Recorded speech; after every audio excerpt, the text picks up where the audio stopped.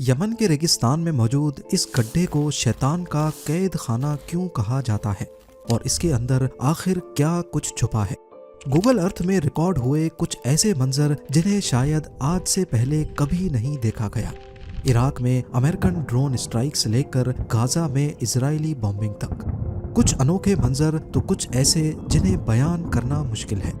आज हम Google Earth पर ऐसी ही 10 लोकेशंस के बारे में जानेंगे। ज़ेम टीवी की वीडियोस में एक बार फिर से खुशामदीद। नाजरीन, हमारी लिस्ट की सबसे पहली लोकेशन अल्जीरिया में वाक़ है। सहारा डेजर्ट में जहां दूर दूर तक सिर्फ टीलों का समंदर है, यहां रेत के ऊपर एक अनोखा गोल स्ट्रक्चर खड़ा है जिसकी हिस्ट्री आज तक किसी को मालूम नहीं पड़ी। कसार दरा नामी ये स्ट्रक्चर अल्जीरिया के तिमी मोम टाउन में वाक़ है, जहां पहुंचने के लिए जिद्दतों और मुश्किलात से भरपूर सफर करना पड़ता है। 35 मीटर की गोलाई में फैला हुआ और 2 मीटर ऊंची दीवारों का ये स्ट्रक्चर कोई किला था या घर या फिर कोई मुसाफिर खाना, इसका अंदाजा लगाना काफी मुश्किल है। गौर किया जाए तो इसकी 2 दीवारें हैं। बाहर वाली पत्थर और मिट्टी से बनी है जबकि अंदर वाली सिर्फ मिट्टी की दीवार है। इसके अंदर कमरों की दीवारें दिखाई देती हैं और फ्रेश एयर के लिए छोटी छोटी खिड़कियां भी, लेकिन ये खिड़कियां सिर्फ अंदर वाली दीवार में देखी जा सकती हैं। ऐसा ख्याल किया जा रहा है कि हजारों साल पहले शायद ये मुसाफिर खाना था, उन ट्रैवलर्स के लिए जो ऊंटों पर सहारा को क्रॉस करते थे।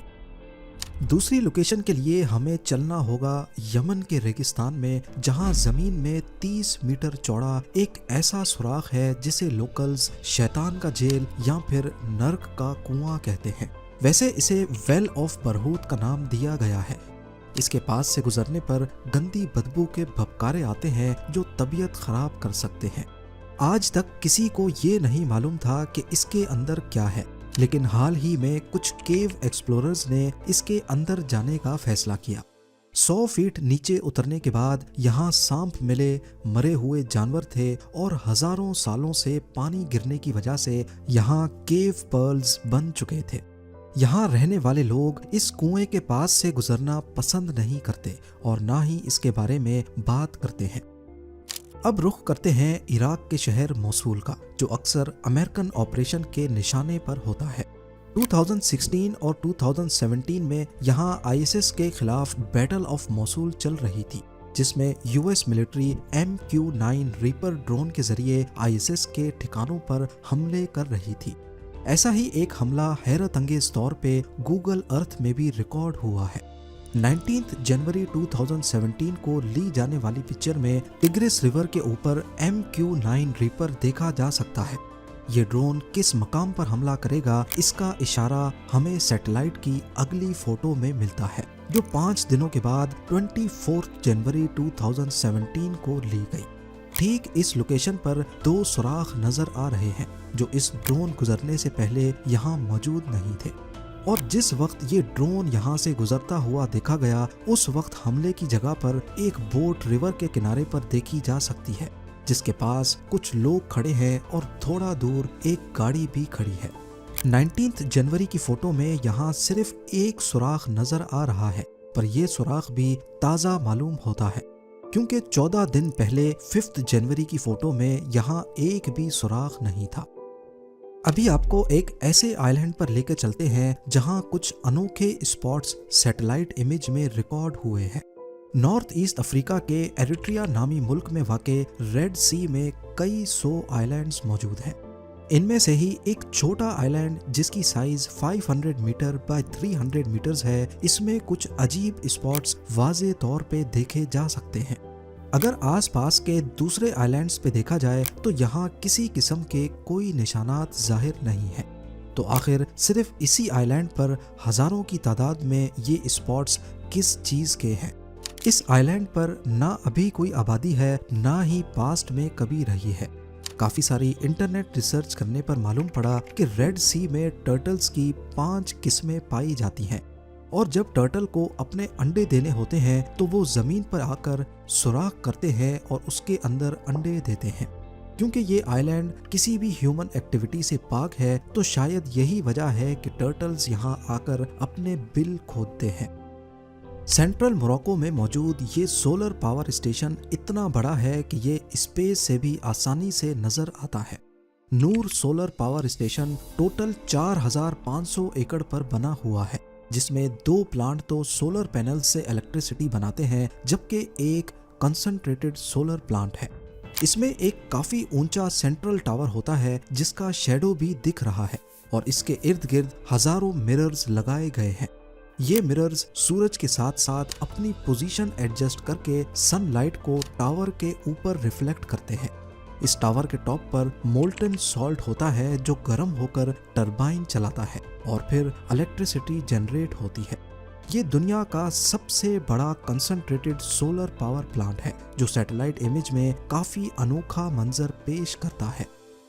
2001 में कैप्चर की गई इस सैटेलाइट फोटो में यहाँ सिर्फ खेत दिखाई दे रहे हैं। ये पाकिस्तान के शहर एबटाबाद की एक खास लोकेशन है। यहाँ का अगला सैटेलाइट इमेज 9 मई 2010 का है, जब यहाँ पर बहुत सारे घर बने देखे जा सकते हैं। ये वो घर था जहाँ उसामा बिन लादेन ने पनाह ले रखी थी। 2 मई 2011 को यहाँ एक ऑपरेशन में उसामा बिन लादेन को मारा गया और इसी दिन की सैटेलाइट फोटो कैप्चर जरूर की गई थी, पर ये काफी ब्लर है, जिसकी वजह से ज्यादा डिटेल्स नजर नहीं आ रही। इस ऑपरेशन के फौरन बाद इस घर को गिरा दिया गया। बिफोर एंड आफ्टर का फर्क वाज़े तौर पे देखा जा सकता है। आज इस एरिया में काफी सारे नए घर बन चुके हैं, लेकिन ये पूरा कंपाउंड आज भी खाली पड़ा है। साउथ अफ्रीका की इस लोकेशन पर घने जंगलात के बीच से कॉन्गो रिवर गुजर रही है, लेकिन अगर हम 2017 की सैटेलाइट इमेज देखें तो यहाँ रिवर के किनारे पर कोई स्ट्रक्चर तैरता हुआ दिख रहा है। क्या है ये चीज जो सिर्फ 2017 में ही यहाँ मौजूद थी? ये पिक्चर इतनी ज्यादा क्लियर नहीं है कि इसको जूम किया जा सके। चैट जीपीटी से पूछने पर मालूम पड़ा कि ये गोल्ड माइनिंग का फ्लोटिंग डेक है। कॉन्गो में रिवर के किनारे पर इल्लीगल गोल्ड माइनिंग बहुत आम जाम है। यहाँ बहते हुए पानी में मिनरल्स के साथ साथ गोल्ड का पाउडर भी होता है। ये माइनिंग प्लांट पानी में मौजूद रेत को फिल्टर करके उसमें से गोल्ड निकालने के काम आता है। अथॉरिटीज की सख्ती की वजह से ये फ्लोटिंग डेक पोर्टेबल होते हैं। 1-2 महीने सोना निकालने के बाद ये लोग प्लांट को डिसअसेंबल करके कहीं और शिफ्ट कर देते हैं। हमारी अगली लोकेशन गाजा स्ट्रिप में है, जहां इजराइल की बम्बार्डमेंट्स का सबूत सैटेलाइट में भी रिकॉर्ड हुआ है। वैसे लोकेशंस तो बहुत हैं, लेकिन मैं सिर्फ आपको ये 3 दिखाना चाहूँगा। ये नॉर्थ गाजा में मौजूद आबादी की वो तस्वीर है जिसे 19 अक्टूबर 2023 को कैप्चर किया गया, लेकिन सिर्फ 1 महीने के बाद 24 नवंबर 2023 को इन लोकेशंस का हाल कुछ ऐसा हो चुका है। दूर दूर तक जहां भी देखा जाए घरों के घर और स्काई स्क्रैपर्स मलबे का ढेर बने हुए हैं। अगली लोकेशन लॉस एंजलिस की है। 11 जनवरी 2025 के इस सैटेलाइट इमेज में दिखने वाले ये बादल नहीं, बल्कि उस वाइल्ड फायर का धुआं है जिसने पूरे 25 दिनों तक जलने के बाद दम तोड़ा। यहाँ तबाही का क्या आलम है, इसकी सैटेलाइट इमेज अभी तक अपडेट नहीं हुई। जापान के नॉर्थ ईस्ट में वाक़े बेरिंग सी है, जहाँ पर रशियन टेरिटरी में एक रिमोट आइलैंड मौजूद है। ये आइलैंड करीबी इनलैंड सिटी से हजारों किलोमीटर दूर है, जहां पर इंसानों की कोई आबादी नहीं है। पर हैरानी की बात यह है कि इस आइलैंड के ईस्ट कॉर्नर पर 6 छोटे छोटे स्ट्रक्चर्स सैटेलाइट व्यू में रिकॉर्ड हुए हैं। इस पूरे आइलैंड पर इन 6 स्ट्रक्चर्स के अलावा और कुछ नहीं मिला। तो अब सवाल उठता है कि आखिर ये क्या चीज है और किसने बनाई? ये जो कुछ भी है स्क्वायर शेप में है और 3D व्यू में देखा जाए तो जमीन को खोद कर बनाया गया है। इस तरह की एक ही चीज जहन में आती है, बंकर्स। क्योंकि ये आइलैंड अभी रशियन टेरिटरी में आता है जो पहले सोवियत यूनियन होता था, और इन बंकर्स का रुख भी अमेरिकन स्टेट अलास्का की तरफ है। तो इस बात में कोई शक नहीं कि ये वर्ल्ड वॉर 2 के ज़माने के बंकर्स हैं जो गल्फ ऑफ अलास्का से आने वाली अमेरिकन शिप्स पर नज़र रखने के काम आते थे। बेरिंग सी का ये हिस्सा बेशुमार छोटे बड़े आइलैंड से भरा हुआ है। जहां वर्ल्ड वॉर 2 के ज़माने के बंकर्स आज इतिहास की तल्ख यादों के राज अपने अंदर दबाए बैठे हैं। जेम टीवी यूट्यूब चैनल पर गूगल अर्थ सीरीज की ये वीडियो आपको कैसी लगी और आगे आप इस सीरीज पर वीडियो देखना चाहते हैं तो कमेंट सेक्शन में अपनी राय का इजहार ज़रूर करें। आप लोगों के प्यार भरे कमेंट्स का बेहद शुक्रिया। मिलते हैं अगली शानदार वीडियो में।